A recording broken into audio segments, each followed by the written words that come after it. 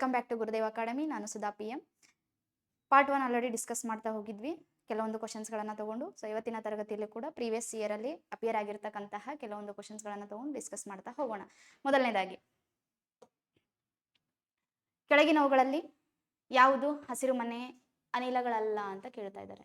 ಯಾವುದು ಹಸಿರುಮನೆ ಅನಿಲಗಳಲ್ಲ? ಹಾಗಾದ್ರೆ ಹಸಿರುಮನೆ ಅನಿಲಗಳಂದ್ರೇನು? ಆಪ್ಷನ್ಸ್ಗಳನ್ನ ನೋಡೋದಕ್ಕಿಂತ ಮುಂಚೆ ಆನ್ಸರ್ ಅನ್ನ ಐಡೆಂಟಿಫೈ ಮಾಡೋದಕ್ಕಿಂತ ಮುಂಚೆ ನಮಗೆ ಗೊತ್ತಿರ್ಬೇಕ್ರಿ ಹಸಿರುಮನೆ ಅನಿಲಗಳಂದ್ರೇನು, ಹಸಿರುಮನೆ ಪರಿಣಾಮ ಅಂದ್ರೇನು, ಇದು ಯಾವುದಕ್ಕೆ ಕೊಡುಗೆಯನ್ನ ಕೊಡ್ತಾ ಇದೆ. ಸೊ ಇದೆಲ್ಲವೂ ಕೂಡ ನಮ್ಗೆ ಅರ್ಥ ಆಗಿರ್ಬೇಕು. ಹಸಿರುಮನೆ ಅನಿಲಗಳಂದ್ರೆ ಸಿಂಪ್ಲಿ ಹೇಳೋದಾದ್ರೆ ನಮ್ಮ ಜಾಗತಿಕ ತಾಪಮಾನವನ್ನ ಜಾಸ್ತಿ ಮಾಡ್ತಕ್ಕಂತಹ ಕೆಲವೊಂದು ಅಪಾಯಕಾರಿಯಾಗಿರ್ತಕ್ಕಂತಹ ಅನಿಲಗಳು ಅಂತಾನೆ ನಾವು ಕರಿತಾ ಇದೀವಿ. ಇವೆಲ್ಲವೂ ಎಲ್ಲಿಂದ ಬಿಡುಗಡೆ ಆಗ್ತಾ ಇದಾವು? ಇವೆಲ್ಲ ಬಿಡುಗಡೆ ಆಗ್ತಕ್ಕಂಥದ್ದು ನಮ್ಮ ಮಾನವನ ಅಭಿವೃದ್ಧಿಯ ಚಟುವಟಿಕೆಯಿಂದಾನೆ. ಕೈಗಾರಿಕೆಯಿಂದ ಆಗಿರ್ಬೋದು, ಕಾರ್ಖಾನೆಗಳಿಂದ ಆಗಿರ್ಬೋದು, ವಾಹನಗಳ ಹೊಗೆಯಿಂದ ಆಗಿರ್ಬೋದು, ಜ್ವಾಲಾಮುಖಿ ಸ್ಫೋಟದಿಂದ ಆಗಿರ್ಬೋದು, ಅಥವಾ ಕೃಷಿಯ ತ್ಯಾಜ್ಯಗಳನ್ನು ಸುಡುವುದರಿಂದ ಆಗಿರ್ಬೋದು, ಇದೆಲ್ಲವೂ ಕೂಡ ನಮ್ಮಿಂದನೇ ನಮ್ಮ ಭೂಮಿಯ ವಾತಾವರಣವನ್ನ ಸೇರ್ತಾ ಇದ್ದಾವೆ. ಭೂಮಿಯ ವಾತಾವರಣದಲ್ಲಿ ಟ್ರೋಪೋಸ್ಪಿಯರ್ ನಲ್ಲಿ ಸೇರ್ತಕ್ಕಂಥದ್ದನ್ನ ನಾವು ನೋಡ್ತಾ ಇದೀವಿ. ಇಂತಹ ಟ್ರೋಪೋಸ್ಪಿಯರ್ ನಲ್ಲಿ ಜಾಗ ಪಡೆದಿರತಕ್ಕಂತಹ ಈ ಎಲ್ಲ ಅಪಾಯಕಾರಿಯಾಗಿರ್ತಕ್ಕಂತಹ ರೇಡಿಯೇಷನ್ಸ್ಗಳು ಇವತ್ತು ನಮ್ಮ ಭೂಮಿಯ ತಾಪಮಾನದ ಜೊತೆಗೆ ಭೂಮಿಯ ವಾತಾವರಣದ ತಾಪಮಾನ ಹೆಚ್ಚಿಗೆ ಮಾಡಲಿಕ್ಕೆ ಕಾರಣ ಆಗಿರತಕ್ಕಂತಹ ಅಪಾಯಕಾರಿಯಾಗಿರ್ತಕ್ಕಂತಹ ಅನಿಲಗಳಾಗಿ ನಿರ್ಮಾಣಗೊಂಡಿರ್ತಕ್ಕಂಥದ್ದನ್ನ ನಾವು ನೋಡ್ತಾ ಇದ್ದೀವಿ. ಸೊ ಅದರಲ್ಲಿ ಇನ್ನೊಂದು ಸ್ಪೆಷಲಿ ಗಮನದಲ್ಲಿರಲಿ, ಇಂತಹ ರೇಡಿಯೇಷನ್ ಅಲ್ಲಿ ಸ್ಪೆಷಲಿ ಇಲ್ಲಿ ಇನ್ನೊಂದು ರೀತಿಯಾಗಿರ್ತಕ್ಕಂತಹ ಒಂದು ಅನಿಲವನ್ನ ನಾವು ನೋಡ್ತೀವಿ, ಓಝೋನ್. ಈ ಓಝೋನ್ ಅಂತಕ್ಕಂಥದ್ದು ನಾನು ನಿಮ್ಗೆ ಹಿಂದೆ ಹೇಳಿದ್ದೆ, ಪಾರ್ಟ್ 1 ಅಲ್ಲಿ ನಾನು ಓಝೋನ್ ಪದರದ ಬಗ್ಗೆ ಹೇಳ್ತಕ್ಕಂಥ ಸಂದರ್ಭದಲ್ಲಿ ಹೇಳಿದ್ದೆ. ಓಝೋನ್ ಅಂತಕ್ಕಂಥದ್ದು ಎರಡು ಕಡೆ ಕಂಡು ಬರ್ತಾ ಇದೆ. ಒಂದು ಸ್ಟ್ರಾಟೋಸ್ಪಿಯರ್ ನಲ್ಲಿ ಇದೆ, ಇನ್ನೊಂದು ಟ್ರೋಪೋಸ್ಪಿಯರ್ ನಲ್ಲಿ ಇದೆ. ಸ್ಟ್ರಾಟೋಸ್ಪಿಯರ್ ನಲ್ಲಿ ಇದೇನಾದ್ರೂ ಕಂಡು ಬಂದ್ರೆ ಇದು ನಮ್ಮನ್ನ ರಕ್ಷಣೆ ಮಾಡ್ತಕ್ಕಂಥದ್ದು, ಅದಕ್ಕೋಸ್ಕರ ಇದನ್ನ ಗುಡ್ ಓಝೋನ್ ಅಂತ ಕರಿತಾ ಇದೀವಿ. ಇದು ಏನಾದ್ರೂ ಟ್ರೋಪೋಸ್ಪಿಯರ್ ಅಲ್ಲಿ ಕಂಡು ಬರ್ತಾ ಇದೆ ಅಂತಂದ್ರೆ ಇದು ನಮಗೆ ಹಾನಿ ಮಾಡ್ತಾ ಇದೆ, ಅದಕ್ಕೋಸ್ಕರ ಇದನ್ನ ಬ್ಯಾಡ್ ಓಝೋನ್ ಅಂತ ಕರಿತಾ ಇದೀವಿ. ಅದಕ್ಕೋಸ್ಕರ ಗಮನದಲ್ಲಿರಲಿ, ಓಝೋನ್ ಅಂತಕ್ಕಂಥದ್ದು ಒಂದು ಹಸಿರುಮನೆ ಅನಿಲನ ಹೌದು, ಜೊತೆಗೆ ಇದು ಒಂದು ವಾಯು ಮಾಲಿನ್ಯಕಾರಕನೂ ಹೌದು. ಹಾಗಾಗಿ ಇಲ್ಲಿ ಕೆಲವೊಂದು ಅಪಾಯಕಾರಿಯಾಗಿರ್ತಕ್ಕಂತಹ ಅಪಾಯಕಾರಿಯಾಗಿರ್ತಕ್ಕಂತಹ ಅನಿಲಗಳನ್ನ ನಾವು ನೋಡ್ತಾ ಇದೀವಿ. ಅದರಲ್ಲಿ ಮಿಥೇನ್ ಇದೆ, ನೈಟ್ರಸ್ ಆಕ್ಸೈಡ್ ಇದೆ, ಕಾರ್ಬನ್ ಡೈಆಕ್ಸೈಡ್ ಇದೆ, ಮಿಥೇನ್ ಇದೆ, ನೀರಾವಿ ಇದೆ, CFCಗಳ ಕಂಟೆಂಟ್ ಇದೆ. ಇದೆಲ್ಲವೂ ಕೂಡ ಹಸಿರುಮನೆ ಅನಿಲಗಳ ಅಂತ ಕರಿತಾ ಇದೀವಿ. ಆದ್ರೆ ಇದಕ್ಕೆ ನೀವು ಆನ್ಸರ್ ಅನ್ನ ಮಾಡಬೇಕು ಈಸಿಯಾಗಿ ಅಂತಂದ್ರೆ ಪ್ರತಿ ಎಕ್ಸಾಮ್ಸಿಗೂ ಕೂಡ ಕೇಳ್ತಕ್ಕಂತಹ ಒಂದು ಕ್ವಶನ್ ರೀ ಇದು. ನಿಮ್ಗೆ ಒಂದಲ್ಲ ಒಂದು ರೀತಿಯಿಂದ ಇದಕ್ಕೆ ಸಂಬಂಧಪಟ್ಟ ಹಾಗೆ ಕ್ವಶನ್ಸ್ಗಳು ಬರ್ತಿರುತ್ತೆ. ಸಿಂಪಲ್ ಆಗಿ ಕೇಳ್ತಿರ್ತಾರೆ, ಸ್ಟೇಟ್ಮೆಂಟ್ ಬೇಸ್ಡ್ ಆದ್ರೂ ಬರಲಿ ಅಥವಾ ಸಿಂಪಲ್ ಆಗಿ ಆದ್ರೂ ಕೇಳಿ. ಕ್ವಶನ್ ಕೇಳೋದಿಷ್ಟೇ, ಯಾವುದು ಹಸಿರುಮನೆ ಅನಿಲ ಆಗಿದೆ, ಯಾವುದು ಹಸಿರುಮನೆ ಅನಿಲ ಆಗಿಲ್ಲ ಅಂತ ಕೇಳ್ತಾ ಇದ್ದಾರೆ. ಇದಕ್ಕೆ ಈಸಿಯಾಗಿ ನಾವು ಆನ್ಸರ್ ಮಾಡ್ಬೇಕ್ರಿ ಅನ್ನೋದಾದ್ರೆ ನೀವು ಎರಡು ರೀತಿಯಾಗಿರ್ತಕ್ಕಂತಹ ಮಾಲಿನ್ಯಕಾರಕಗಳನ್ನ ವರ್ಗೀಕರಣ ಮಾಡ್ಕೊಂಡಿಟ್ರೆ ಬಹಳ ಬೆಸ್ಟ್. ಹಾಗಾದ್ರೆ ಎರಡು ರೀತಿಯಾಗಿರ್ತಕ್ಕಂಥದ್ದು ಯಾವ್ದಿದೆ? ಮೊದಲನೇದಾಗಿ ಹೇಳೋದಾದ್ರೆ ಒಂದು ಕಡೆ ಗ್ರೀನ್ ಹೌಸ್ ಗ್ಯಾಸ್ಗಳನ್ನ ಲಿಸ್ಟ್ ಔಟ್ ಮಾಡ್ತಾ ಹೋಗ್ರಿ, ಯಾವ್ಯಾವುದು ಹಸಿರುಮನೆ ಅನಿಲಗಳಿದಾವೆ. ಇನ್ನೊಂದು ಕಡೆ ವಾಯು ಮಾಲಿನ್ಯಕಾರಕಗಳು ಯಾವುದು ಅಂತ ನಿಮಗೆ ಗೊತ್ತಾದ್ರೆ ನೀವು ಈಸಿಯಾಗಿ ಆನ್ಸರ್ ಅನ್ನ ಮಾಡಬಹುದು. ವಾಯು ಮಾಲಿನ್ಯಕಾರಕಗಳು ಆಲ್ರೆಡಿ ನಮಗೆ ಗ್ರೀನ್ ಹೌಸ್ ಗ್ಯಾಸಸ್ ಗೊತ್ತಿದೆ.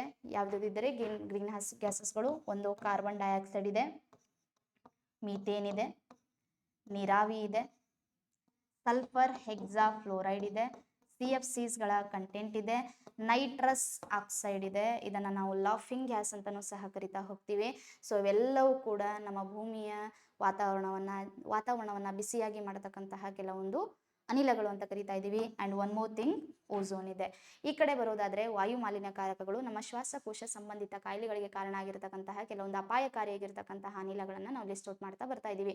ನಮ್ಮ ದೇಶದಲ್ಲಿ ಪ್ರತಿ ವರ್ಷನೂ ಕೂಡ ವಾಯು ಗುಣಮಟ್ಟ ಸೂಚ್ಯಂಕ ಅಂತ ಹೇಳಿ ನಾವು ಬಿಡುಗಡೆ ಮಾಡ್ತಾ ಇದೀವಿ. ಸೊ ಅದನ್ನ ನಾವು ನ್ಯಾಷನಲ್ ಏರ್ ಕ್ವಾಲಿಟಿ ಇಂಡೆಕ್ಸ್ ಅಂತಾನೂ ಸಹ ಕರಿತೀವಿ, ರಾಷ್ಟ್ರೀಯ ವಾಯು ಗುಣಮಟ್ಟ ಸೂಚ್ಯಂಕ.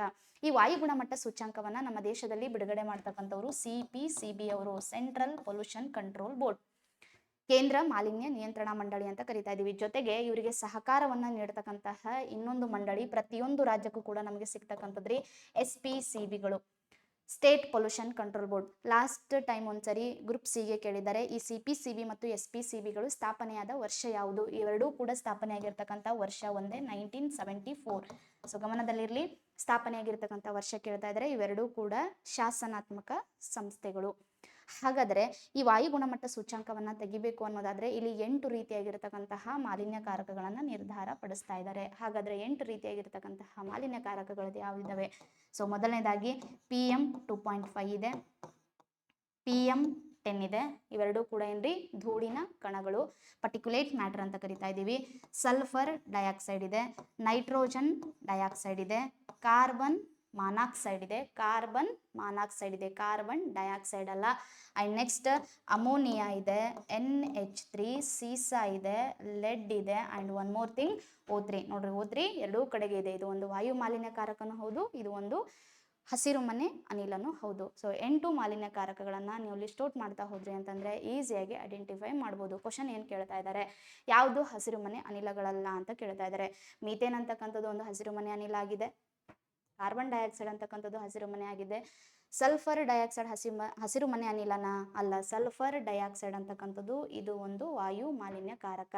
ಹಾಗಾಗಿ ಇದು ಆನ್ಸರ್. ಸಲ್ಫರ್ ಡೈಆಕ್ಸೈಡ್ ಹಸಿರು ಮನೆ ಅನಿಲ ಅಲ್ಲ. ಆ್ಯಂಡ್ ನೆಕ್ಸ್ಟ್ ಕಾರ್ಬನ್ ಮಾನಾಕ್ಸೈಡ್ ಕೂಡ ಇದೇನಾಗಿದೆ ರೀ, ಇದು ಒಂದು ವಾಯು ಮಾಲಿನ್ಯಕಾರಕ ಆಗಿರತಕ್ಕಂಥದ್ದು. ಆ್ಯಂಡ್ ನೆಕ್ಸ್ಟ್ ಓಝೋನ್ ಅಂತಕ್ಕಂಥದ್ದು ಒಂದು ಹಸಿರು ಮನೆ ಅನಿಲ, ಎರಡೂ ಆಗಿರತಕ್ಕಂಥದ್ದು. ಹಾಗಾದರೆ ಯಾವುದು ಅಲ್ಲ ಅಂತ ಕೇಳ್ತಾ ಇದ್ದಾರೆ. 3 and 4 ನಮ್ಮ ಆನ್ಸರ್ ಏನಾಗುತ್ತೆ, ಆಪ್ಷನ್ ಬಿ ಆಗಿರತಕ್ಕಂಥದ್ದು. ಸೊ ಇದು ನಮ್ಮ ಹಸಿರು ಮನೆ ಅನಿಲಕ್ಕೆ ಸಂಬಂಧಪಟ್ಟಿರತಕ್ಕಂತಹ ಒಂದು ಮಾಹಿತಿ. ಆ್ಯಂಡ್ ನೆಕ್ಸ್ಟ್ ಮೂವ್ ಆಗೋಣ ಎರಡನೇ ರೀತಿಯಾಗಿರ್ತಕ್ಕಂಥ ಒಂದು ಕ್ವಶನ್. ಸೆಕೆಂಡ್ ಕ್ವಶನ್, ಕೆಳಗಿನ ಅಧಿನಿಯಮಗಳನ್ನು ಪರಿಸರ ಮಾಲಿನ್ಯದ ನಿಯಂತ್ರಣಕ್ಕೆ ಭಾರತ ಸರ್ಕಾರದಿಂದ ರಚಿಸಲಾಗಿದೆ. ಪರಿಸರ ಮಾಲಿನ್ಯವನ್ನ ನಿಯಂತ್ರಣ ಮಾಡಲಿಕ್ಕೋಸ್ಕರ ನಮ್ಮ ಭಾರತ ಸರ್ಕಾರದಿಂದ ತೆಗೆದುಕೊಂಡು ಬಂದಿರತಕ್ಕಂತಹ ಕೆಲವೊಂದು ಕಾಯ್ದೆಗಳು ಇದಾವೆ ಅಂತ ಹೇಳ್ತಾ ಇದ್ದಾರೆ. ನೋಡ್ರಿ, ನಮ್ಮ EVS ಅಲ್ಲಿ ಸ್ಪೆಷಲಿ ಹೇಳಬೇಕು ಅನ್ನೋದಾದ್ರೆ ಪರಿಸರದ ಸಂರಕ್ಷಣೆಗಾಗಿ ಮತ್ತು ಪರಿಸರ ಮಾಲಿನ್ಯವನ್ನ ನಿಯಂತ್ರಣ ಮಾಡಲಿಕ್ಕೋಸ್ಕರ ನಮ್ಮ ಭಾರತ ಸರ್ಕಾರದಿಂದ ತೆಗೆದುಕೊಂಡು ಬಂದಿರತಕ್ಕಂತಹ ಕೆಲವೊಂದು ಕಾಯ್ದೆ ಮತ್ತು ಕಾನೂನುಗಳದಾವೆ. ಅದಕ್ಕೆ ಸಂಬಂಧಪಟ್ಟ ಹಾಗೆ ಕ್ವಶನ್ ಅನ್ನ ಕೇಳ್ತಾ ಇದ್ದಾರೆ. ಇಲ್ಲಿ ನೀವು ಮೇಜರ್ ಆಗಿ ಮಾಡ್ತಕ್ಕಂಥದ್ದು ಏನು ಅನ್ನೋದಾದ್ರೆ, ಸಿಂಪಲ್ ಆಗಿ ಹೇಳೋದಾದ್ರೆ ಒಂದು 8 ರಿಂದ 10 ಕಾಯ್ದೆ ಮತ್ತು ಕಾನೂನುಗಳು ಬರ್ತವ್ರಿ. ಯಾವಾಗ್ಲೂ ಕೂಡ ಎಕ್ಸಾಮ್ಗೆ ಕೇಳ್ತಕ್ಕಂಥದ್ದು. ಆ 8 ರಿಂದ 10 ಕಾಯ್ದೆ ಕಾನೂನುಗಳನ್ನ ನೀವು ಓದ್ಕೊಂಡ್ರಿ ಅನ್ನೋದಾದ್ರೆ ಈಸಿಯಾಗಿ ಆನ್ಸರ್ ಮಾಡ್ಬೋದು. ಯಾವುದು ಭಾರತ ಸರ್ಕಾರದಿಂದ ತಂದಿರತಕ್ಕಂತಹ ಒಂದು ಕಾಯ್ದೆ ಅಂತ ಹೇಳ್ತಾ ಇದ್ದಾರೆ. ಯಾವುದನ್ನ ನಿಯಂತ್ರಣ ಮಾಡ್ಲಿಕ್ಕೋಸ್ಕರ, ಪರಿಸರ ಮಾಲಿನ್ಯವನ್ನ ನಿಯಂತ್ರಣ ಮಾಡ್ಲಿಕ್ಕೋಸ್ಕರ ಅಂತ ಕೇಳ್ತಾ ಇದ್ದಾರೆ. ಹಾಗಾದ್ರೆ ಈ ಪರಿಸರ ಮಾಲಿನ್ಯವನ್ನ ನಿಯಂತ್ರಣ ಮಾಡ್ಲಿಕ್ಕೋಸ್ಕರ ತಂದಿರತಕ್ಕಂತಹ ಕಾಯ್ದೆ ನೋಡೋಣ ಏನೇನಿದೆ ಅಂತಕ್ಕಂಥದ್ದು. ನೀರು ಅಂತಂದ್ರೆ ಜಲ ಮಾಲಿನ್ಯವನ್ನ ನಿಯಂತ್ರಣ ಮಾಡ್ಲಿಕ್ಕೋಸ್ಕರ ತಂದಿರೋದು ಅಂತ ಹೇಳ್ತಾ ಇದ್ದಾರೆ. ಸೊ ಅದು ಬಂದಿರತಕ್ಕಂಥದ್ದು 1974 ಅಂತ ಹೇಳ್ತಾ ಇದ್ದಾರೆ, 1974. ಸೊ ಇಲ್ಲಿ ವಾಯು ಕಾಯ್ದೆ ಸಂಬಂಧಪಟ್ಟಿರ್ತಕ್ಕಂಥದ್ದು, ವಾಯು ಕಾಯ್ದೆ ಬಂದಿರತಕ್ಕಂಥದ್ದು 1981 ಅಂತ ಹೇಳ್ತಾ ಇದ್ದಾರೆ. ಅಂಡ್ ಪರಿಸರದ ಸಂರಕ್ಷಣೆಗಾಗಿ ತಂದಿರತಕ್ಕಂಥದ್ದು 1986 ಅಂತ ಹೇಳ್ತಾ ಇದ್ದಾರೆ. ಜೈವಿಕ ವೈವಿಧ್ಯತೆಯನ್ನ ನಿಯಂತ್ರಣ ಮಾಡಿ, ಜೈವಿಕ ವೈವಿಧ್ಯತೆಯ ಸಂರಕ್ಷಣೆಗೋಸ್ಕರ ತಂದಿರತಕ್ಕಂಥದ್ದು 1992 ಅಂತ ಹೇಳ್ತಾ ಇದ್ದಾರೆ.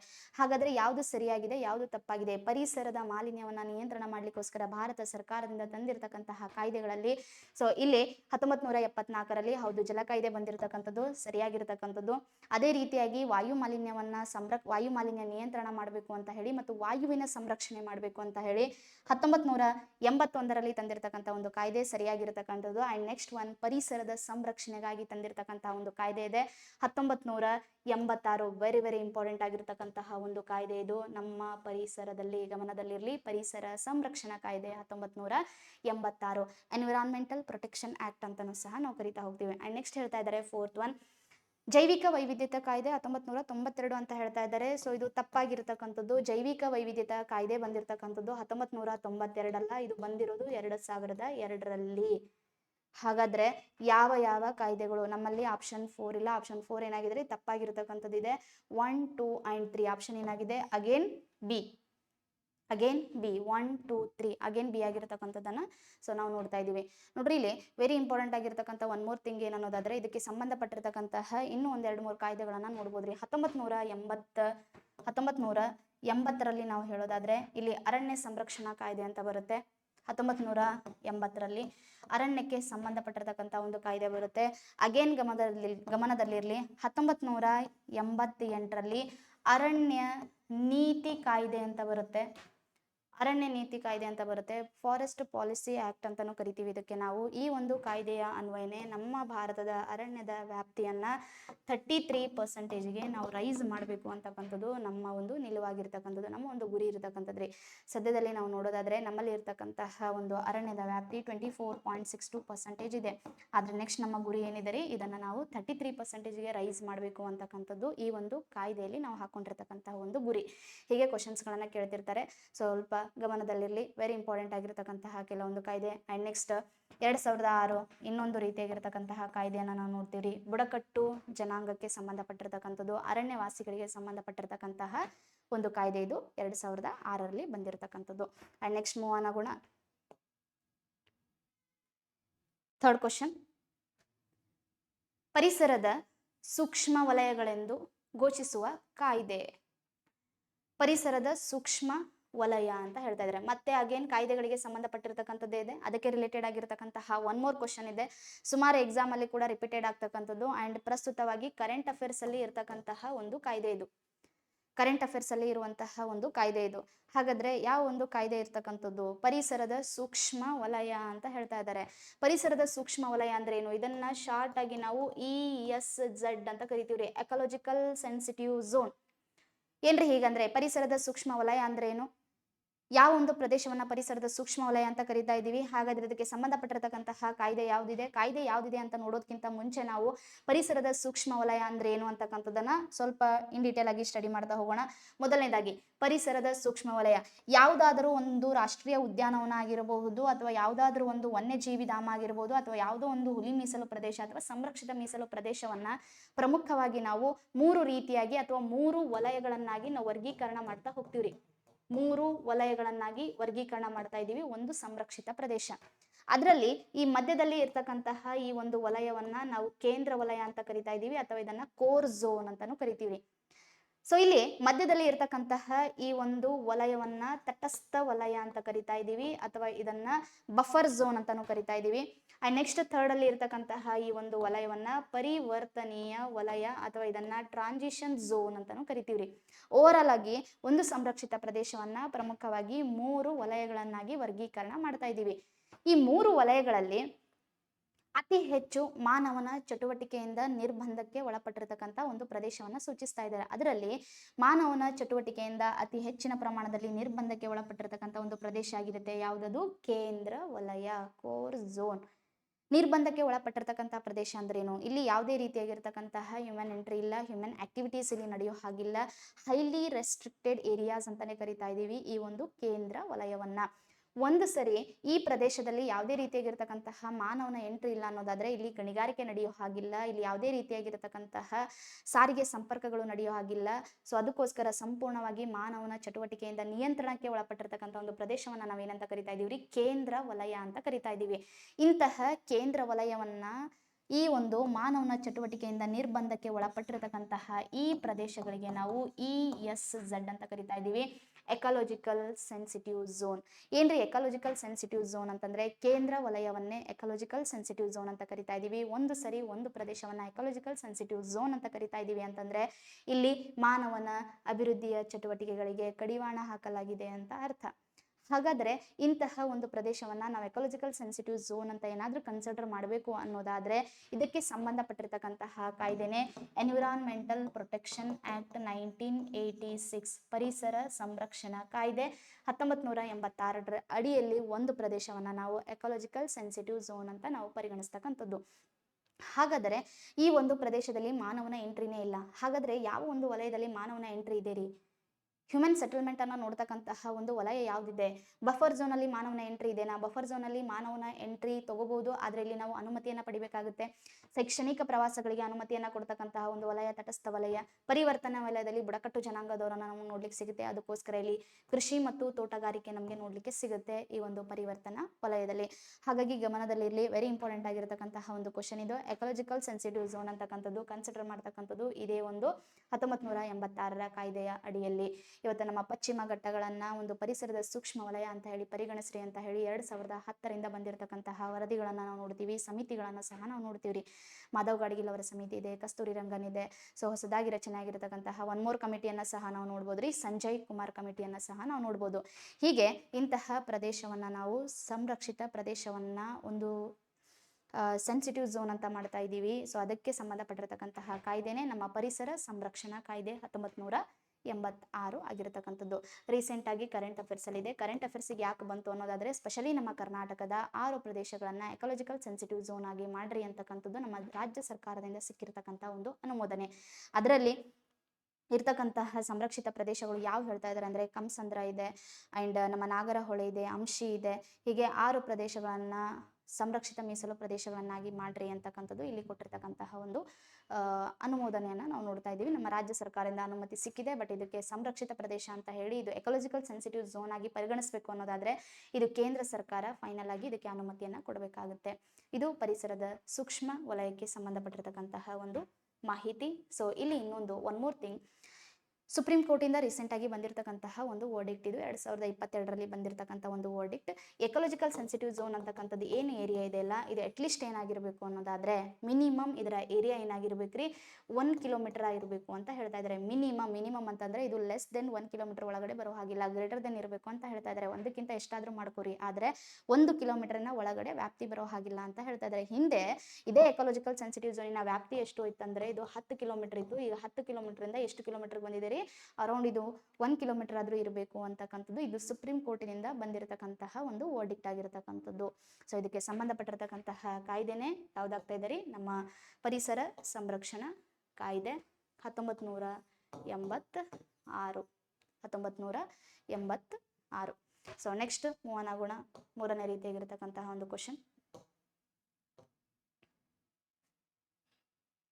ಫೋರ್ತ್ ಒನ್, ಕೆಳಗಿನವುಗಳಲ್ಲಿ ಯಾವುವು ಜೈವಿಕ ವೈವಿಧ್ಯತೆ ಸಂರಕ್ಷಣೆಯ ಇನ್ಸಿಟು ವಿಧಾನಗಳಲ್ಲ? ವೆರಿ ವೆರಿ ಇಂಪಾರ್ಟೆಂಟ್ ಆಗಿರ್ತಕ್ಕಂತಹ ಒಂದು ಕ್ವಶನ್ ರೀ. ಇನ್ಸಿಟು ಕನ್ನಡದಲ್ಲಿ ಈ ಇನ್ಸಿಟು ಅನ್ನ ನಾವು ಸ್ವಸ್ಥಾನ ಅಂತ ಕರಿತೀವ್ರಿ, ಸ್ವಸ್ಥಾನ. ಬಟ್ ನಿಮ್ ಕನ್ನಡದಲ್ಲಿ ಕೇಳೋದಿಲ್ಲ, ಇನ್ಸಿಟು ಅಂತಕ್ಕಂಥದ್ದನ್ನ ಇಂಗ್ಲಿಷಲ್ಲೇ ಕೇಳ್ತಿರ್ತಾರೆ. ಏನ್ರಿ ಹಾಗಂದ್ರೆ ಇನ್ಸಿಟು ಅಂದ್ರೆ ಏನು? ಈ ಇನ್ಸಿಟುವಿನ ಜೊತೆಗೆ ಇನ್ನೊಂದು ರೀತಿ ಬರುತ್ತೆ, ಎಕ್ಸಿಟು ಅಂತ ನಾವು ಕರಿತೀವ್ರಿ. ಇನ್ಸಿಟು ಅಂಡ್ ಎಕ್ಸಿಟು ಕನ್ಸರ್ವೇಷನ್ ಅಂತ ಕರಿತಾ ಇದೀವಿ, ಸ್ವಸ್ಥಾನ ಮತ್ತು ಪರಸ್ಥಾನ. ಏನ್ರಿ ಹೀಗಂದ್ರೆ ಇನ್ಸಿಟು ಮತ್ತೆ ಎಕ್ಸಿಟು ಅಂದ್ರೆ ಏನು? ಆನ್ಸರನ್ನ ನಾವು ಮಾಡ್ತೀವಿ, ಈಸಿಯಾಗಿ ಐಡೆಂಟಿಫೈ ಮಾಡ್ಬೋದ್ರಿ. ಆದ್ರೆ ಇಲ್ಲಿ ಇನ್ಸಿಟು ಮತ್ತೆ ಎಕ್ಸಿಟು ಅಂದ್ರೆ ಏನು ಅಂತ ಹೇಳಿ ನಿಮಗೆ ಮೊದಲ ಅರ್ಥ ಆಗ್ಬೇಕು. ಹಾಗಾದ್ರೆ ಏನು ಇನ್ಸಿಟು ಅಂದ್ರೆ? ಸೊ ಇಲ್ಲಿ ಒಂದ್ ಸ್ವಲ್ಪ ಪಿಕ್ಚರ್ ಅನ್ನ ನೋಡ್ರಿ. ಒಂದ್ ಕಡೆ ಇನ್ಸಿಟು ಈ ರೀತಿ ಮರಗಿಡಗಳನ್ನ ತೋರಿಸ್ತಾ ಇದ್ದಾರೆ, ನೈಸರ್ಗಿಕವಾಗಿರತಕ್ಕಂತಹ ಒಂದು ಸಂಪನ್ಮೂಲ.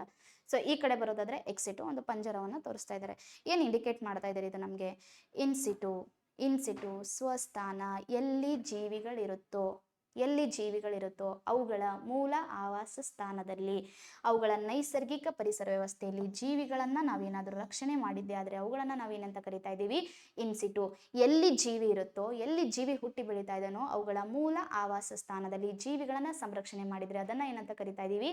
ಇನ್ಸಿಟು ಅಂತ ಕರಿತಾ ಇದೀವಿ.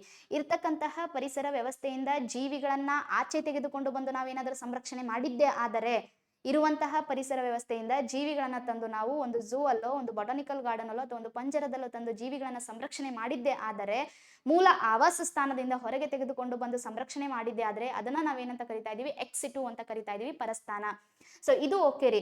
ಇದು ಎಲ್ಲಿ ಜೀವಿಗಳಿರುತ್ತೋ ಅಲ್ಲೇ ಅವುಗಳನ್ನ ಸಂರಕ್ಷಣೆ ಮಾಡ್ತಾ ಇದೀವಿ ಅನ್ನೋದಾದ್ರೆ ಇದು ನಮ್ಗೆ ಯಾವುದೇ ರೀತಿಯಾಗಿರ್ತಕ್ಕಂತಹ ಇಶ್ಯೂ ಇಲ್ಲ.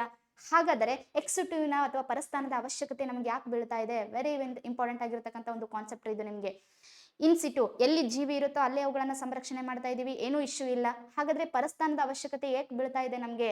ಪರಸ್ಥಾನ ಯಾಕೆ ಬೇಕು? ಜೀವಿಗಳನ್ನ ಮೂಲ ಆವಾಸ ಸ್ಥಾನದಿಂದ ಆಚೆ ತೆಗೆದುಕೊಂಡು ಬಂದು ಸಂರಕ್ಷಣೆಯನ್ನ ಮಾಡ್ತಾ ಇದೀವಿ ಅನ್ನೋದಾದರೆ, ಈ ಒಂದು ಇರುವಂತಹ ಮೂಲ ಆವಾಸ ಸ್ಥಾನದಲ್ಲಿ ಜೀವಿಗಳ ಸಂಖ್ಯೆ ಬರ್ತಾ ಕಡಿಮೆ ಆಗ್ತಾ ಇದೆ ಅಂತ ಅರ್ಥ.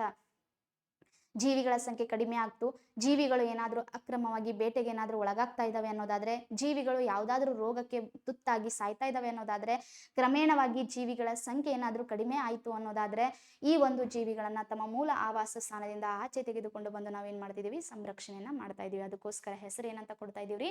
ಪರಸ್ಥಾನ ಅಥವಾ ಎಕ್ಸಿಟು ಅಂತ ಕೊಡ್ತಾ ಇದೀವಿ. ಎಕ್ಸಾಮ್ಗೆ ಕೇಳ್ತಾರೆ ಯಾವ್ದು ಇನ್ಸಿಟು ಆಗಿದೆ, ಯಾವ್ದು ಎಕ್ಸಿಟು ಆಗಿದೆ ಅಂತಕ್ಕಂಥದ್ದು. ಕೆಲವೊಂದು ಎಕ್ಸಾಂಪಲ್ಗಳನ್ನ ಸಹ ನಾವಿಲ್ಲಿ ನೋಡ್ಬೋದು. ಇನ್ಸಿಟು ಮತ್ತೆ ಎಕ್ಸಿಟುಗೆ ನೋಡೋದಾದ್ರೆ ನೋಡ್ರಿ, ಇನ್ಸಿಟು ಮೂಲ ಆವಾಸ ಸ್ಥಾನದಲ್ಲಿ ಇರ್ತಕ್ಕಂತಹ ಕೆಲವೊಂದು ಜೀವಿಗಳನ್ನ ಇಲ್ಲಿ ನಾವು ಬೆಸ್ಟ್ ಎಕ್ಸಾಂಪಲ್ ಆಗಿ ತಗೋಬಹುದು. ನ್ಯಾಷನಲ್ ಪಾರ್ಕ್ ಅನ್ನ ಕೊಡ್ಬೋದ್ರಿ, ವೈಲ್ಡ್ ಲೈಫ್ ಸ್ಯಾಂಕ್ಚುರಿ ಕೊಡ್ಬೋದು, ಟೈಗರ್ ರಿಸರ್ವ್ಸ್ ಅನ್ನ ಕೊಡ್ಬೋದು, ಬಯೋಸ್ಪಿಯರ್ ರಿಸರ್ವ್ಸ್ ಗಳನ್ನ ಕೊಡ್ಬೋದು, ಎಲಿಫೆಂಟ್ ರಿಸರ್ವ್ಸ್ ಅನ್ನ ಕೊಡ್ಬೋದು, ಕಮ್ಯುನಿಟಿ ರಿಸರ್ವ್ಸ್ ಅನ್ನ ಸಹ ಕೊಡ್ಬೋದು, ಕನ್ಸರ್ವೇಟಿವ್ ರಿಸರ್ವ್ಸ್ ಗಳನ್ನ ಕೊಡ್ಬೋದು. ಇವೆಲ್ಲವೂ ಕೂಡ ಯಾವ್ದಕ್ಕೆ ಎಕ್ಸಾಂಪಲ್ ಆಗಿದೆ ಅಂತಂದ್ರೆ, ಇದೆಲ್ಲವೂ ಎಕ್ಸಾಂಪಲ್ ಆಗಿರ್ತಕ್ಕಂಥದ್ದು ಇನ್ಸಿಟುಗೆ. ರಾಷ್ಟ್ರೀಯ ಉದ್ಯಾನವನ, ವನ್ಯಜೀವಿ ಧಾಮ, ಹುಲಿ ಮೀಸಲು, ಆನೆ ಮೀಸಲು, ಸಮುದಾಯ ಮೀಸಲು ಪ್ರದೇಶ, ಸಂರಕ್ಷಿತ ಮೀಸಲು ಪ್ರದೇಶ, ಜೀವಿಗೋಳಧಾಮ, ಜೌಗು ಪ್ರದೇಶ, ಯುನೆಸ್ಕೋ ವಿಶ್ವ ಪಾರಂಪರಿಕ ತಾಣಗಳು, ಇವೆಲ್ಲವೂ ಕೂಡ ಬೆಸ್ಟ್ ಎಕ್ಸಾಂಪಲ್ ಆಗಿ ಕೊಡ್ಬೋದು ಯಾವುದಕ್ಕೆ? ಇನ್ಸಿಟುಗೆ. ಹಾಗಾದ್ರೆ ಎಕ್ಸಿಟುಗೆ ಯಾವ್ದನ್ನ ಎಕ್ಸಾಂಪಲ್ ಆಗಿ ಕೊಡ್ಬೋದು? ಎಕ್ಸಿಟುಗೆ ಬೆಸ್ಟ್ ಎಕ್ಸಾಂಪಲ್ ಆಗಿ ಕೊಡ್ಬೋದು ಯಾವ್ದನ್ನ? ಝೂ, ಮೃಗಾಲಯ ಕೊಡ್ಬೋದು. ಬೊಟಾನಿಕಲ್ ಗಾರ್ಡನ್ ಅನ್ನ ಎಕ್ಸಾಂಪಲ್ ಆಗಿ ಕೊಡಬಹುದು, ಜೀನ್ ಬ್ಯಾಂಕ್ಗಳನ್ನ ಎಕ್ಸಾಂಪಲ್ ಆಗಿ ಕೊಡಬಹುದು, ಸೀಡ್ ಬ್ಯಾಂಕ್ಸ್ಗಳನ್ನ ಎಕ್ಸಾಂಪಲ್ ಆಗಿ ಕೊಡಬಹುದು. ಸೊ ಇವೆಲ್ಲವೂ ಕೂಡ ಎಕ್ಸಿಟುಗೆ ತಮ್ಮ ಮೂಲ ಆವಾಸ ಸ್ಥಾನದಿಂದ ಆಚೆ ತೆಗೆದುಕೊಂಡು ಬಂದು ರಕ್ಷಣೆ ಮಾಡತಕ್ಕಂಥದ್ದು. ಸೀಡ್ ಬ್ಯಾಂಕ್ಸ್ ಅಂದ್ರೆ ಏನು? ಸೀಡ್ ಬ್ಯಾಂಕ್ಸ್ ಅಂತಂದ್ರೆ ಇವುಗಳನ್ನ ನವಧಾನ್ಯ ಕೇಂದ್ರಗಳು ಅಂತಾನೂ ಕರಿತೀವಿ. ಎಲ್ಲಾ ಕಡೆಗೆ ನಾವು ಬೆಳೀತಕ್ಕಂತಹ ಕೆಲವೊಂದು ಸೀಡ್ಸ್ ಗಳನ್ನ ಒಂದು ಕಡೆ ತಗೊಂಡೋಗಿ ನಾವು ಸಂರಕ್ಷಣೆ ಮಾಡತಕ್ಕಂತಹ ಒಂದು ವಿಧಾನ ಇದು. ಇದು ಕೂಡ ಯಾವುದಕ್ಕೆ ಎಕ್ಸಾಂಪಲ್ ಆಗ್ತಾ ಇದೆ? ಎಕ್ಸಾಂಪಲ್ ಆಗ್ತಾ ಇರೋದು ಎಕ್ಸಿಟು ಕನ್ಸರ್ವೇಷನ್ಗೆ. ಹಾಗಾದ್ರೆ ಕ್ವಶನ್ ಏನ್ ಕೇಳ್ತಾ ಇದ್ದಾರೆ? ಕ್ವಶನ್ ಕೇಳ್ತಾ ಇರೋದು ಯಾವುದು ಇನ್ಸಿಟು ವಿಧಾನಗಳಲ್ಲ ಅಂತ ಕೇಳ್ತಾ ಇದ್ದಾರೆ. ಇನ್ಸಿಟು ವಿಧಾನಗಳಲ್ಲ ಅಂತಂದ್ರೆ ಯಾವ್ದು ಎಕ್ಸಿಟು ಆಗಿದೆ ಅಂತ ಕೇಳ್ತಾ ಇದ್ದಾರೆ. ಇನ್ಸಿಟು ವಿಧಾನಗಳಲ್ಲ. ಜೀವಗೋಳ ಮೀಸಲು. ಜೀವಗೋಳ ಮೀಸಲು ಅಂದ್ರೆ ಏನು? ಒಂದು ಬಯೋಸ್ಪಿಯರ್ ರಿಸರ್ವ್ ಅಂತ ಕರಿತಾ ಇದೀವಿ. ಅತಿ ದೊಡ್ಡದಾಗಿರ್ತಕ್ಕಂತಹ ಜೀವಿಗಳನ್ನ ಸಂರಕ್ಷಣೆ ಮಾಡ್ಲಿಕ್ಕೋಸ್ಕರ ಇರುವಂತಹ ಒಂದು ಏರಿಯಾ ಇದು. ಜೀವಿಗೋಳ ಮೀಸಲು. ಬಯೋಸ್ಪಿಯರ್ ರಿಸರ್ವ್ ಇನ್ಸಿಟುನ? ಹೌದು, ಇದು ಒಂದು ಇನ್ಸಿಟು. ಎಲ್ಲಿ ಜೀವಿಗಳಿರ್ತಾವೋ ಅಲ್ಲೇ ಅವುಗಳನ್ನ ಸಂರಕ್ಷಣೆ ಮಾಡ್ತಕ್ಕಂತಹ ಒಂದು ಪ್ರದೇಶ. ಅಂಡ್ ನೆಕ್ಸ್ಟ್ ರಾಷ್ಟ್ರೀಯ ಉದ್ಯಾನವನ ಅಂತ ಹೇಳ್ತಾ ಇದ್ದಾರೆ. ರಾಷ್ಟ್ರೀಯ ಉದ್ಯಾನವನನು ಕೂಡ ಒಂದು ಇನ್ಸಿಟು ಆಗಿರ್ತಕ್ಕಂಥದ್ದು. ಅಂಡ್ ವನ್ಯ ಜೀವಿಧಾಮ, ಇದು ಕೂಡ ಒಂದು ರೀತಿಯಾಗಿರ್ತಕ್ಕಂತಹ ಇನ್ಸಿಟುನೇ. ಅಂಡ್ ಮೃಗಾಲಯ, ಝೂ ಅಂತ ಹೇಳ್ತಾ ಇದ್ದಾರೆ. ಝೂ ಅಂತಕ್ಕಂಥದ್ದು ಇದು ಇನ್ಸಿಟು ಅಲ್ಲ, ಇದು ಎಕ್ಸಿಟು. ಜೀವಿಗಳನ್ನ ನೈಸರ್ಗಿಕ ಪರಿಸರ ವ್ಯವಸ್ಥೆಯಿಂದ ಆಚೆ ತೆಗೆದುಕೊಂಡು ಬಂದು ಸಂರಕ್ಷಣೆಯನ್ನ ಮಾಡ್ತಾ ಇದೀವಿ. ಸೊ ಹಾಗಾಗಿ ಝೂ ಅಂತಕ್ಕಂಥದ್ದು ಒಂದು ಎಕ್ಸಿಟು, ಇನ್ಸಿಟು ಅಲ್ಲ. ಅಂಡ್ ಬೊಟಾನಿಕಲ್ ಗಾರ್ಡನ್, ಸಸ್ಯೋದ್ಯಾನ ಅಂತಾನು ಕರಿತಾ ಇದೀವಿ. ಝೂ ಅಂದ್ರೆ ಪ್ರಾಣಿಗಳಿಗೆ ಸಂಬಂಧಪಟ್ಟಿದ್ದು, ಬೊಟಾನಿಕಲ್ ಗಾರ್ಡನ್ ಅಂದ್ರೆ ಸಸ್ಯಗಳಿಗೆ ಸಂಬಂಧಪಟ್ಟಿರ್ತಕ್ಕಂಥದ್ದು. ಇದು ಕೂಡ ಯಾವುದಕ್ಕೆ ಉದಾಹರಣೆ ಆಗಿದೆ? ಇದು ಒಂದು ಎಕ್ಸಿಟು ಆಗಿದೆ, ಇದು ಇನ್ಸಿಟು ಇಲ್ಲ. ಹಾಗಾದ್ರೆ ಆನ್ಸರ್ ಏನಾಗ್ತಿದೆ? ರಾಷ್ಟ್ರೀಯ ಉದ್ಯಾನವನಗಳು, ವನ್ಯಜೀವಿಧಾಮ, ಬಯೋಸ್ಪಿಯರ್ ರಿಸರ್ವ್ ಇವೆಲ್ಲವೂ ಕೂಡ ಇನ್ಸಿಟುಗಳಾದ್ರೆ ಝೂ ಮತ್ತು ಬೊಟಾನಿಕಲ್ ಗಾರ್ಡನ್ ಇದೇನಾಗಿದೆ? ಇದು ಎಕ್ಸಿಟು ಆಗಿರ್ತಕ್ಕಂಥದ್ದನ್ನ ನಾವು ನೋಡ್ತಾ ಇದೀವಿ. 4 and 5 option D. Option D. So next one move ಆಗ್ತಾ ಹೋಗೋಣ.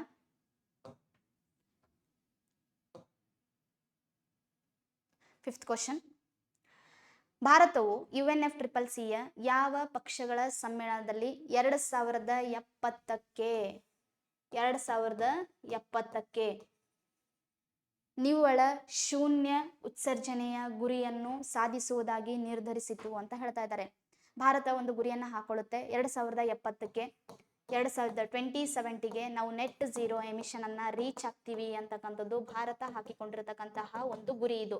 ಹಾಗಾದ್ರೆ ಕ್ವಶನ್ ಕೇಳ್ತಾ ಇದ್ದಾರೆ, ಭಾರತ 2070ಕ್ಕೆ ನಾವು ನಿವ್ವಳ ಶೂನ್ಯ ಉತ್ಸರ್ಜನೆಯನ್ನ ಸಾಧಿಸ್ತೀವಿ ಅಥವಾ ಈ ನೆಟ್ ಝೀರೋ ಎಮಿಷನ್ ಅಂತಕ್ಕಂಥದ್ದನ್ನ ನಾವು ಸಾಧಿಸ್ತೀವಿ ಅಂತ ಹೇಳಿ ಭಾರತ ಯಾವ ಒಂದು ಪಕ್ಷಗಳ ಸಮ್ಮೇಳನದಲ್ಲಿ ಇದನ್ನ ತನ್ನ ನಿರ್ಣಯವನ್ನ ಕೈಗೊಳ್ತು ಅಂತ ಹೇಳ್ತಾ ಇದ್ದಾರೆ. ಪಕ್ಷಗಳ ಸಮ್ಮೇಳನ, ಕಾಪ್ ಸಮಿಟ್ಸ್ ಅಂತ ಕರಿತಾ ಇದೀವಿ, ಕಾನ್ಫರೆನ್ಸ್ ಆಫ್ ಪಾರ್ಟೀಸ್ ಅಂತ ಕರಿತಾ ಇದೀವಿ. ಇದನ್ನ ನಡೆಸ್ತಕ್ಕಂಥವ್ರು ಯಾರಿದ್ದಾರೆ? ಇದನ್ನ ನಡೆಸ್ತಕ್ಕಂಥವ್ರೆ UNFCCC. ಏನ್ರಿ UNFCCC ಅಂದ್ರೆ? UNFCCC ಅಂತಂದ್ರೆ ಇದು ಹವಾಮಾನ ಬದಲಾವಣೆಗೆ ಸಂಬಂಧಪಟ್ಟಿರತಕ್ಕಂತಹ ಒಂದು ಸಮಾವೇಶ. ಭೂಶೃಂಗ ಸಭೆಯ ಮುಖಾಂತರ ಜಾರಿಯಾಗಿರತಕ್ಕಂತಹ ಒಂದು ಸಮಾವೇಶ UNFCCC ಅಂತಕ್ಕಂಥದ್ದು. ಇದು ಪ್ರತಿ ವರ್ಷನೂ ಕೂಡ ಹವಾಮಾನ ಬದಲಾವಣೆಯನ್ನ ನಿಯಂತ್ರಣ ಮಾಡಬೇಕು, ಜಾಗತಿಕ ತಾಪಮಾನವನ್ನ ನಿಯಂತ್ರಣ ಮಾಡಬೇಕು ಅಂತ ಹೇಳ್ಬಿಟ್ಟು ಪ್ರತಿ ವರ್ಷನೂ ಕೂಡ ಒಂದೊಂದು ದೇಶದಲ್ಲಿ ಇದಕ್ಕೆ ಸಂಬಂಧಪಟ್ಟ ಹಾಗೆ ಸಮಾವೇಶಗಳು ನಡೀತಿರ್ತವೆ. ಈ ಸಮಾವೇಶಗಳು ನಡೀತಾ ಇರೋದು 1995ರಿಂದ ಸ್ಟಾರ್ಟ್ ಆಗಿ ಇಂದಿನವರೆಗೂ 2023ರವರೆಗೂ 28 ಸಮಾವೇಶಗಳು ಕಂಪ್ಲೀಟ್ ಆಗಿದೆ. 1995ರಿಂದ ಸ್ಟಾರ್ಟ್ ಆಗಿರ್ತಕ್ಕಂಥದ್ರಿ ಮೊದಲ ಸಮಾವೇಶ ನಡೆದಿರ್ತಕ್ಕಂಥದ್ದು. ಇದು ನಡೆದಿರೋದು ಜರ್ಮನಿಯ ಬರ್ಲಿನ್ನಲ್ಲಿ 1995. ಅದಾದ ನಂತರ ರೀಸೆಂಟ್ ಆಗಿ ನಡೆದಿರ್ತಕ್ಕಂತಹ ಸಮಾವೇಶನೇ UAEಯಲ್ಲಿ ನಡೆಯುತ್ತೆ 2023ರಲ್ಲಿ. ಹಾಗಾದ್ರೆ 28 ಸಮಾವೇಶಗಳು ಕಂಪ್ಲೀಟ್ ಆಗಿದೆ. ಕೇವಲ ಇವೆಲ್ಲ ಸಮಾವೇಶಗಳು ಸಂಬಂಧಪಟ್ಟಿರತಕ್ಕಂಥದ್ದು ಹವಾಮಾನ ಬದಲಾವಣೆಯನ್ನ ನಿಯಂತ್ರಣ ಮಾಡ್ಲಿಕ್ಕೋಸ್ಕರ. ಹಾಗಾದ್ರೆ ಇದರಲ್ಲಿ ಭಾರತದಲ್ಲಿ 1995ರಿಂದ 2023ರಲ್ಲಿ 28 ಸಮಾವೇಶಗಳು ಕಂಪ್ಲೀಟ್ ಆಗಿದೆ ಅಲ್ಲ, ಇದರಲ್ಲಿ ಭಾರತದಲ್ಲಿ ಯಾವ್ದಾದ್ರು ಒಂದು ಸಮಾವೇಶ ಏನಾದ್ರೂ ನಡೆದಿತ್ತ? ಭಾರತದಲ್ಲಿ ಕೂಡ ನಡೆದಿರ್ತಕ್ಕಂಥ ಒಂದು ಸಮಾವೇಶವನ್ನ ನಾವು ನೋಡ್ಬೋದು. ನಮ್ಮ ಭಾರತದಲ್ಲಿ ನಡೆದಿರ್ತಕ್ಕಂಥದ್ದು COP8 ಸಮಾವೇಶ ನಡೆಯುತ್ತೆ 2002ರಲ್ಲಿ. ಇದು ನಡೆದಿದ್ದು ಡೆಲ್ಲಿಯಲ್ಲಿ. 2002ರಲ್ಲಿ COP8 ಸಮಾವೇಶ ನಡೆಯುತ್ತೆ. ಒಂದು ಸಮಾವೇಶ ನಡೆದಿರ್ತಕ್ಕಂಥದ್ದು ನಮ್ಮ ಭಾರತದಲ್ಲಿ ನಡೆದಿರುವಂಥದ್ದು. ಹಾಗಾದರೆ ಈ ಎಲ್ಲಾ ಸಮಾವೇಶದಲ್ಲಿ ಭಾರತ ಒಂದು ನಿರ್ಣಯವನ್ನು ಕೈಗೊಳ್ತಾ ಇದೆ, ನೆಟ್ ಝೀರೋ ಎಮಿಷನ್. ಆನ್ಸರ್ ಅನ್ನ ನಾವು ನೋಡೋದಕ್ಕಿಂತ ಮುಂಚೆ ನೆಟ್ ಝೀರೋ ಎಮಿಷನ್ ಅಂದ್ರೆ ಏನು ಅಂತ ನಮಗೆ ಗೊತ್ತಾಗ್ಬೇಕ್ರಿ. ನೆಟ್ ಝೀರೋ ಎಮಿಷನ್ ಅಂತಕ್ಕಂಥದ್ದು ಏನ್ ಕಾನ್ಸೆಪ್ಟ್ ನಮ್ಗೆ ಏನ್ ಕೊಡ್ತಾ ಇದೆ? ನೆಟ್ ಝೀರೋ ಎಮಿಷನ್ ಅಂದ್ರೆ ವಾತಾವರಣಕ್ಕೆ ನಾವು ಬಿಡುಗಡೆಗೊಳಿಸ್ತಕ್ಕಂತಹ ಕಾರ್ಬನ್ ಝೀರೋ ಮಾಡಬೇಕು ಅಂತಕ್ಕಂಥದ್ದಲ್ಲ. ವಾತಾವರಣಕ್ಕೆ ನಾವು ಬಿಡುಗಡೆಗೊಳಿಸ್ತಕ್ಕಂತಹ ಕಾರ್ಬನ್ ಝೀರೋ ಮಾಡಬೇಕು, ಸೊ ಅದಲ್ಲ. ನಮ್ಮಿಂದ ವಾತಾವರಣಕ್ಕೆ ಬಿಡುಗಡೆ ಆಗ್ತಕ್ಕಂತಹ ಕಾರ್ಬನ್ ಅನ್ನ ನಾವು ಝೀರೋಗೊಳಿಸ್ತೀವಿ ಅಂತಕ್ಕಂಥದ್ದು ಇದು ಸಾಧ್ಯ ಆಗದೆ ಇರತಕ್ಕಂತಹ ಒಂದು ಮಾತು. ಹಾಗಾದ್ರೆ ನೆಟ್ ಝೀರೋ ಎಮಿಷನ್ ಅಂದ್ರೆ ಏನು? ಸಿಂಪಲ್ ಆಗಿ ಒಂದೇ ಮಾತಲ್ಲಿ ನಾವು ಹೇಳಬೇಕು ಅನ್ನೋದಾದ್ರೆ ನೆಟ್ ಝೀರೋ ಎಮಿಷನ್ಗೆ ಒಂದೇ ಆನ್ಸರ್ ಆಗಿರತಕ್ಕಂಥದ್ದು ಇದನ್ನ ನಾವು ಕಾರ್ಬನ್ ನ್ಯೂಟ್ರಾಲಿಟಿ ಅಂತ ಕರಿತೀವಿ. ಕಾರ್ಬನ್ ನ್ಯೂಟ್ರಾಲಿಟಿ ಅಥವಾ ಕನ್ನಡದಲ್ಲಿ ಹೇಳೋದಾದ್ರೆ ಕಾರ್ಬನ್ ಸಮಗೊಳಿಸುವಿಕೆ ಅಂತಾನು ಕರಿತೀವಿ. ಕಾರ್ಬನ್ ನ್ಯೂಟ್ರಾಲಿಟಿ ಅಥವಾ ಕಾರ್ಬನ್ ಸಮಗೊಳಿಸುವಿಕೆ. ಹೀಗಂದ್ರೆ ಏನು? ಎಷ್ಟು ಪ್ರಮಾಣದಲ್ಲಿ ವಾತಾವರಣಕ್ಕೆ ಕಾರ್ಬನ್ ಡೈಆಕ್ಸೈಡ್ ಅನ್ನ ಬಿಡುಗಡೆ ಮಾಡ್ತಾ ಇದೀವೋ, ಸಪೋಸ್ ಇವತ್ತು ನಾವು ವಾತಾವರಣಕ್ಕೆ ಬಿಡುಗಡೆ ಮಾಡ್ತಕ್ಕಂತಹ ಕಾರ್ಬನ್ ಡೈಆಕ್ಸೈಡ್ ಏನಾದ್ರೂ 50% ಇದ್ರೆ, ಇದಲ್ಲ ಸಿಂಪಲ್ ಆಗಿ ಒಂದು ಎಕ್ಸಾಂಪಲ್ ಅನ್ನ ತಗೊಳ್ತಾ ಇರೋದು, ಕಾರ್ಬನ್ ಡೈಆಕ್ಸೈಡ್ ನಾವೇನಾದ್ರೂ ವಾತಾವರಣಕ್ಕೆ 50% ಅನ್ನ ಬಿಡುಗಡೆ ಮಾಡ್ತಾ ಇದೀವಿ ಅನ್ನೋದಾದರೆ ಈ ಕಡೆ ಈ 50% ಕಾರ್ಬನ್ ಅನ್ನ ಹೀರಿಕೊಳ್ತಕ್ಕಂತಹ ಘಟಕಗಳನ್ನ ನಾವು ಸೃಷ್ಟಿ ಮಾಡಿದ್ದೇ ಆದರೆ ಹೀರಿಕೊಳ್ಳುವಂತಹ ಘಟಕಗಳು, ಈ ಘಟಕಗಳನ್ನೇ ನಾವು ಏನಂತ ಕರಿತಾ ಇದೀವಿ ಅಂದ್ರೆ ಕಾರ್ಬನ್ ಸಿಂಕ್ ಅಂತ ಕರಿತಾ ಇದ್ದೀವಿ. ಏನ್ರಿ ಕಾರ್ಬನ್ ಸಿಂಕ್ ಅಂದ್ರೆ? ಕಾರ್ಬನ್ ಅನ್ನ ಹೀರಿಕೊಳ್ಳುವ ಘಟಕಗಳಿಗೆ ಏನಂತ ಕರಿತಾ ಇದೀವಿ? ಕಾರ್ಬನ್ ಸಿಂಕ್ ಅಂತ ಕರಿತಾ ಇದೀವಿ. ಅದು ಸಸ್ಯ ಆಗಿರಬಹುದು, ಅದು ಅರಣ್ಯಗಳಾಗಿರಬಹುದು, ಅದು ಮಣ್ಣಾಗಿರಬಹುದು, ಅದು ನೀರಾಗಿರಬಹುದು, ಇವೆಲ್ಲವೂ ಕೂಡ ಸಾಗರ ಸಮುದ್ರಗಳಾಗಿರಬಹುದು, ಜೌಗು ಪ್ರದೇಶಗಳಾಗಿರ್ಬೋದು, ಇವೆಲ್ಲವನ್ನು ಸಹ ನಾವೇನಂತ ಕರಿತಾ ಇದೀವಿ? ಕಾರ್ಬನ್ ಸಿಂಕ್ಸ್ ಅಂತ ಕರಿತಾ ಇದೀವಿ. ಎಷ್ಟು ಪ್ರಮಾಣದಲ್ಲಿ ಕಾರ್ಬನ್ ಅನ್ನ ವಾತಾವರಣಕ್ಕೆ ಬಿಡುಗಡೆ ಮಾಡ್ತಿದ್ದೀರೋ ಅದೆಲ್ಲವನ್ನೂ ಸಹ ಹೀರಿಕೊಳ್ಳುವ ಘಟಕಗಳನ್ನ ನಾವು ಸೃಷ್ಟಿ ಮಾಡಿದ್ದೆ ಆದ್ರೆ ಅದನ್ನ ನಾವೇನಂತ ಕರಿತಾ ಇದೀವಿ? ಕಾರ್ಬನ್ ಸಿಂಕ್ ಅಂತ ಕರಿತಾ ಇದೀವಿ ಅಂತ ಹೇಳ್ತಾ ಇದ್ದಾರೆ. ಹಾಗಾದ್ರೆ ಪ್ರಸ್ತುತವಾಗಿ ನಾವು ಇದನ್ನ 50% ಕೂಡ ಅಥವಾ 100% ಅನ್ನು ಕೂಡ ಇದನ್ನ ಹೀರಿಕೊಳ್ಳುವ ಘಟಕಗಳು ನಮ್ಮಲ್ಲಿ ಇಲ್ಲ. ರೀಸೆಂಟ್ ಆಗಿ ನಾವು ಹೇಳೋದಾದ್ರೆ ವಾತಾವರಣದಲ್ಲಿ ನಮ್ಮಿಂದ ಬಿಡುಗಡೆ ಆಗ್ತಕ್ಕಂತಹ ಒಂದು 79% ಕಾರ್ಬನ್ ಡೈಆಕ್ಸೈಡ್ ಅನ್ನ ಇವತ್ತು ಬಿಡುಗಡೆ ಮಾಡ್ತಾ ಇದೀವಿ. ಇದರಲ್ಲಿ ಕೇವಲ 30% ಅಷ್ಟೇ ಕಾರ್ಬನ್ ಡೈಆಕ್ಸೈಡ್ ಏನಾಗ್ತಿದೆ ವಾತಾವರಣದಿಂದ ಹೀರ್ಕೊಳ್ತಾ ಇದ್ದೇವೆ. ಹಾಗಾಗಿ ಮುಂದೆ ಬರ್ತಕ್ಕಂತಹ ದಿನಗಳಲ್ಲಿ ಸ್ಪೆಷಲಿ ಭಾರತ ಟಾರ್ಗೆಟ್ ಅನ್ನ ಹಾಕೊಳ್ಳುತ್ತೆ 2070ಕ್ಕೆ ಎಷ್ಟು ಪ್ರಮಾಣದಲ್ಲಿ ವಾತಾವರಣಕ್ಕೆ ಕಾರ್ಬನ್ ಡೈಆಕ್ಸೈಡ್ ಅನ್ನ ನಾವು ಬಿಡುಗಡೆಗೊಳಿಸ್ತಾ ಇದೀವೋ ಅಷ್ಟು ಪ್ರಮಾಣದಲ್ಲಿ ಹೀರಿಕೊಳ್ಳುವ ಘಟಕ ಅಂತಂದ್ರೆ ಅರಣ್ಯಗಳನ್ನ ನಾವು ಸೃಷ್ಟಿ ಮಾಡ್ತೀವಿ ಅಂತಕ್ಕಂಥದ್ದು ಇದೊಂದು ಭಾರತದ ನಿಲುವಾಗಿರತಕ್ಕಂಥದ್ದು. ಹಾಗಾದ್ರೆ ಈ ನಿರ್ಣಯವನ್ನ ಕೈಗೊಂಡಿರ್ತಕ್ಕಂಥದ್ದು ಯಾವಾಗ? ಭಾರತ ಈ ನಿರ್ಣಯವನ್ನ ಕೈಗೊಂಡಿರ್ತಕ್ಕಂಥದ್ದು ಇದು COP26 ನಲ್ಲಿ ಗ್ಲಾಸ್ಗೋ ಸ್ಕಾಟ್ಲೆಂಡ್ ಅಲ್ಲಿ ನಡೆದಿರತಕ್ಕಂತಹ ಒಂದು ಸಮ್ಮೇಳನ UNFCCC COP26 ನಡೆಯುತ್ತೆ ಗ್ಲಾಸ್ಗೋದಲ್ಲಿ. ಅವಾಗ ಭಾರತ ತೆಗೆದುಕೊಂಡಿರ್ತಕ್ಕಂತಹ ಒಂದು ನಿರ್ಣಯ ಇದು ಮುಂದೆ ಬರ್ತಕ್ಕಂತಹ ಜಾಗತಿಕವಾಗಿ ಎಲ್ಲಾ ದೇಶಗಳು ಸೇರ್ಕೊಂಡು ಹೇಳುತ್ತೆ 2050ಕ್ಕೆ ನಾವು ನೆಟ್ ಝೀರೋ ಎಮಿಷನ್ ಅನ್ನ ರೀಚ್ ಆಗ್ತೀವಿ ಅಂತ ಹೇಳಿ ಎಲ್ಲಾ ದೇಶಗಳು ಹೇಳ್ತವೆ. ಇದು ಜಾಗತಿಕ ನಿರ್ಣಯ.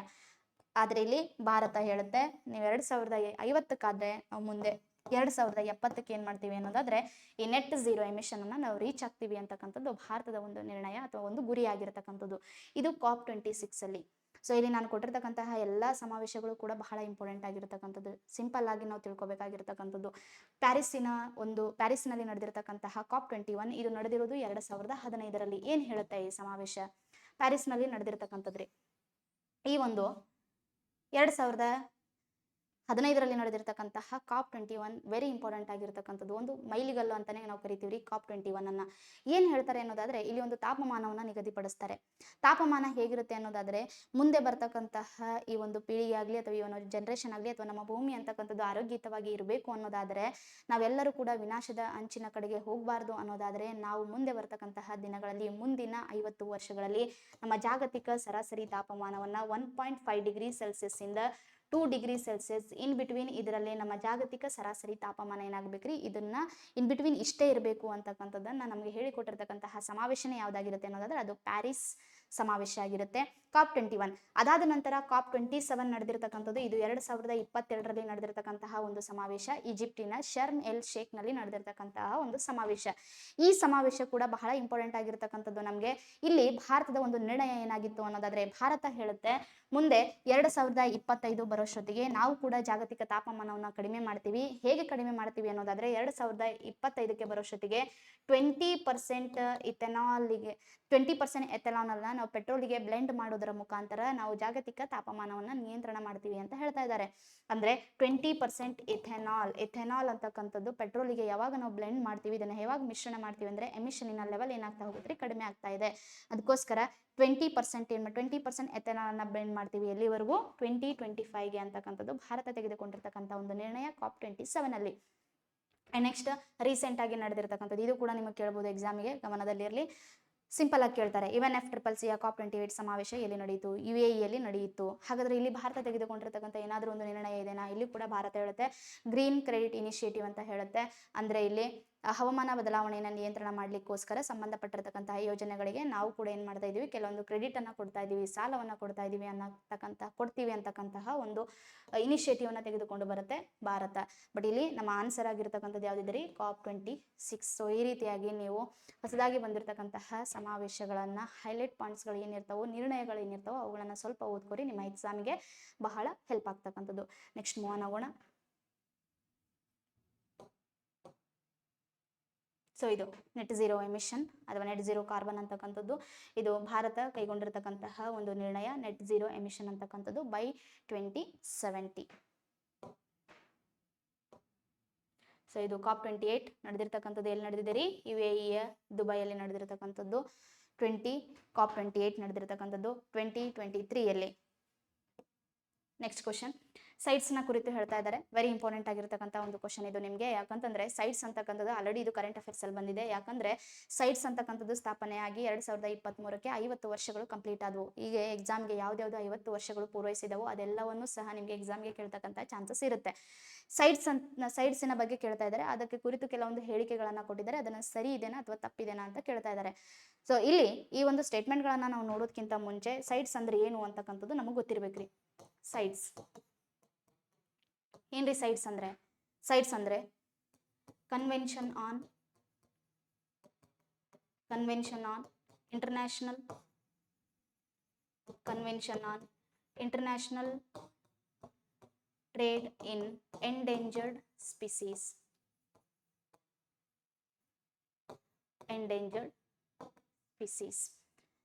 ಯಾವುದರ ಬಗ್ಗೆ ಮಾತಾಡ್ತಾ ಇದ್ದಾರೆ? ಎಂಡೇಂಜರ್ಡ್ ಸ್ಪೀಸೀಸ್, ಅಳಿವಿನಂಚಿನಲ್ಲಿರತಕ್ಕಂತಹ ಜೀವಿಗಳ ಬಗ್ಗೆ ಮಾತಾಡ್ತಕ್ಕಂತಹ ಒಂದು ಸಮಾವೇಶ ಸೈಟ್ಸ್ ಅಂತಕ್ಕಂಥದ್ದು.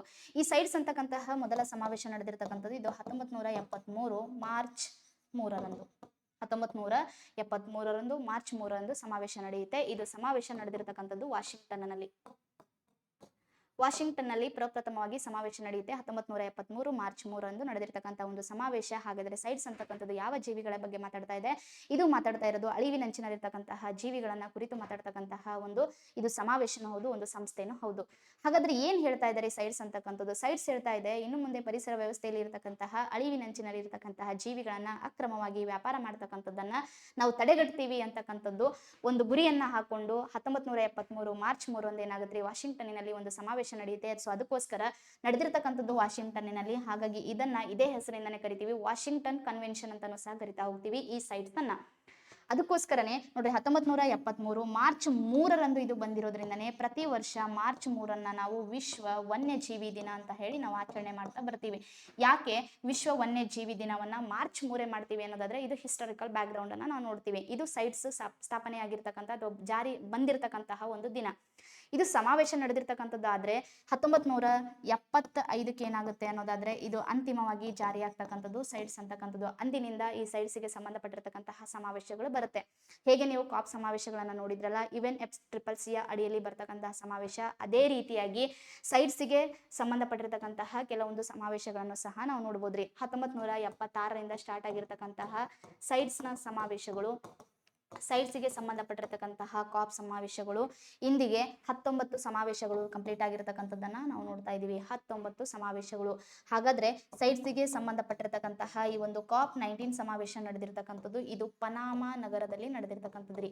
ಪನಾಮಾ. ಸೊ ಇದು ಲ್ಯಾಟಿನ್ ಅಮೆರಿಕಾದಲ್ಲಿ ಬರ್ತಕ್ಕಂತಹ ಒಂದು ಸಿಟಿ ಆಗಿರ್ತಕ್ಕಂಥದ್ದು. ಇಲ್ಲಿ ಬಂದಿರತಕ್ಕಂಥದ್ದನ್ನ ನಾವು ನೋಡ್ತಾ ಇದೀವಿ. ಹಾಗಾದ್ರೆ ಈ COP19 ಅಂತಕ್ಕಂಥದ್ದು ಸೈಟ್ಸ್ಗೆ ಸಂಬಂಧಪಟ್ಟಿದೆ, ಗಮನದಲ್ಲಿರಲಿ. ಎಕ್ಸಾಮ್ ಪರ್ಸ್ಪೆಕ್ಟಿವ್ ಇಂದ ವೆರಿ ಇಂಪಾರ್ಟೆಂಟ್ ಆಗಿರ್ತಕ್ಕಂಥದ್ದು. ವಾಷಿಂಗ್ಟನ್ ಕನ್ವೆನ್ಷನ್ ಅಂತ ಯಾವುದು ಕರಿತಾ ಇದೀವಿ, ಅದು ಸೈಟ್ ಸಮಾವೇಶಕ್ಕೆ ಕರಿತಾ ಇದೀವಿ. ಅಂಡ್ ಸೆಕೆಂಡ್ ಥಿಂಗ್, ಕಾಪ್ ಸಮಾವೇಶ ಅಂತಕ್ಕಂಥದ್ದು ಈ ಸೈಟ್ಸ್ಗೆ ಸಂಬಂಧಪಟ್ಟಿರ್ತಕ್ಕಂಥದ್ದು ರೀಸೆಂಟ್ ಆಗಿ ನಡೆದಿರ್ತಕ್ಕಂಥದ್ದು COP19, ಇದು ಪನಾಮದಲ್ಲಿ ನಡೆದಿರ್ತಕ್ಕಂಥದ್ದು. ಅದೇ ರೀತಿಯಾಗಿ ಈ ಸಮಾವೇಶಗಳು ಎಷ್ಟು ವರ್ಷಕ್ಕೊಂದ್ಸರಿ ನಡೀತಾ ಇದಾವೆ ಅಂತ ಕೇಳ್ತಾ ಇದ್ದಾರೆ. ಈ ಸಮಾವೇಶಗಳು ನಡೀತಕ್ಕಂಥದ್ದು ಪ್ರತಿ 3 ವರ್ಷಕ್ಕೆ ಒಂದು ಸರಿ ಸಮಾವೇಶಗಳು ನಡೀತವೆ.